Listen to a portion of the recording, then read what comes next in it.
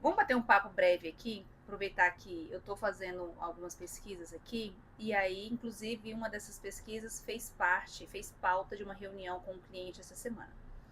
O que acontece? Muitos profissionais estão deixando a desejar na casa dos seus clientes. Em que sentido? No sentido de decoração mesmo. Por quê? Muitas vezes, a verdade não é que muitas vezes, graças a Deus, está voltando a identidade dentro do lar das pessoas. No sentido de as decorações estão deixando de ser capa de revista, digamos assim, intocável, uma decoração intocável porque é capa de revista, sabe? Mais ou menos assim. Tá deixando de ser e agora tá fazendo sentido. E eu sempre abordei isso. A decoração, o design, ele precisa fazer sentido. O design, ele precisa ter identidade, precisa ter um propósito, ele precisa ter uma memória afetiva. Isso é o design. Óbvio que se a gente colocar elementos da atualidade, né, tendências, fazer a composição desses elementos é o design, na minha visão. É um trabalho muito bem feito, porque o cliente gosta de algumas coisas que estão em tendência, porque se identifica, porque vê muito e acha legal, mas também tem aquelas coisas, aquelas decorações raízes, sabe? Que traz memória afetiva, que traz um acolhimento muito melhor do que determinadas coisas da atualidade, da tendência. E isso está voltando, mas com muita força. E isso é muito bom, isso é muito positivo.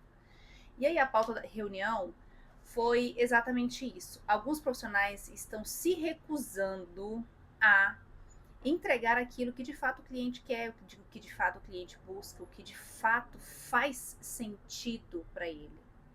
Agora eu te pergunto, qual é o sentido de um profissional colocar os sonhos, os gostos e desejos de si na casa do cliente, na casa de quem vai viver?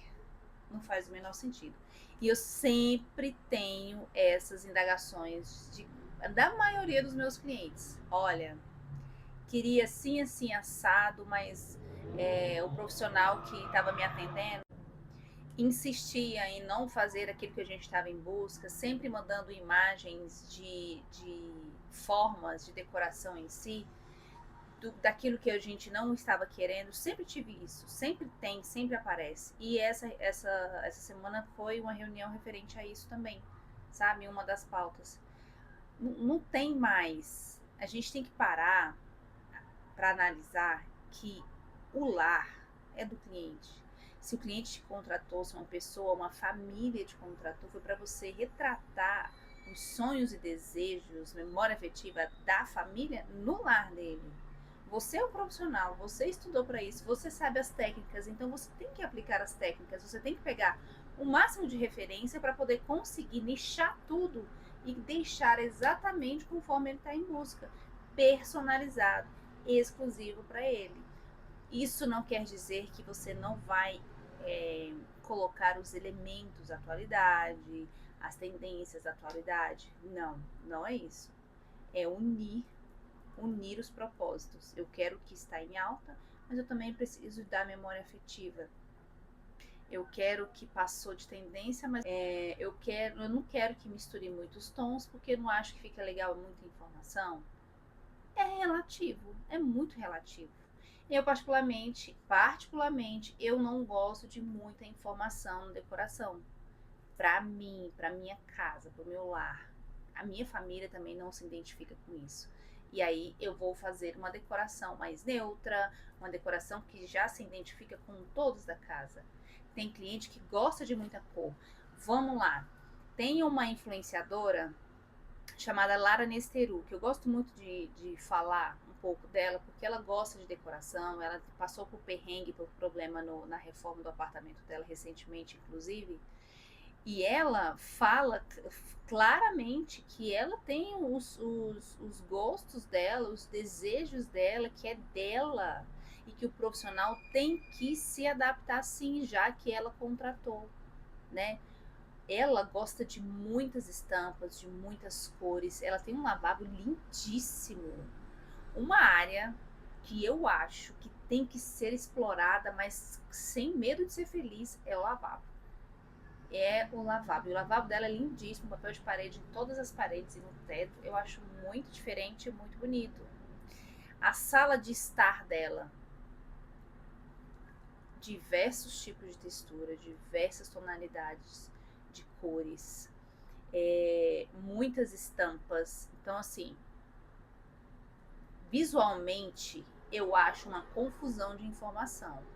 Mas ela se sente muito bem com aquelas informações, com as misturas de a composição de texturas, de cores, de acabamento. E tá perfeito.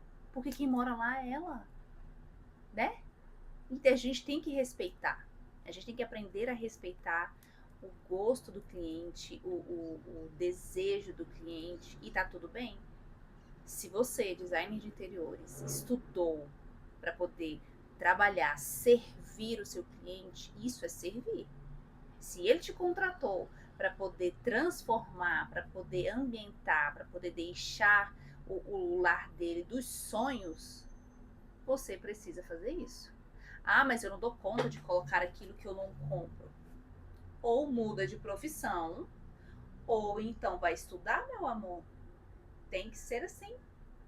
Se você se dispôs a servir o outro, realizando os sonhos do outro do jeito que ele ama, você tem que sim passar por cima do que você acha que é correto, aplicar as técnicas e unir ao gosto do cliente.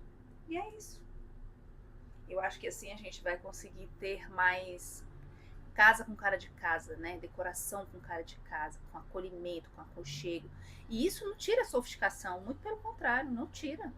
Não tira a sofisticação, não tira o luxo, não tira. Só agrega. Eu visualizo que só agrega quando a gente consegue unir tudo isso em um só. E no design de interiores, você consegue unir isso tudo em um só. Basta procurar saber, basta estudar, basta entender mais sobre o cliente, sobre o que ele quer, o que ele não quer, o que ele gosta, o que ele não gosta, o que ele admira, o que ele sonha. Sabe aquele sonho inalcançável para ele? Você também precisa saber. De repente, esse é o papo de hoje. Todos os dias eu vou deixar um papo reflexivo para vocês aqui sobre esse mundo do design de interiores, do design de interiores. E qualquer dúvida referente à profissão, deixa aqui nos comentários e a gente vai bater um papo. Grande beijo, até mais.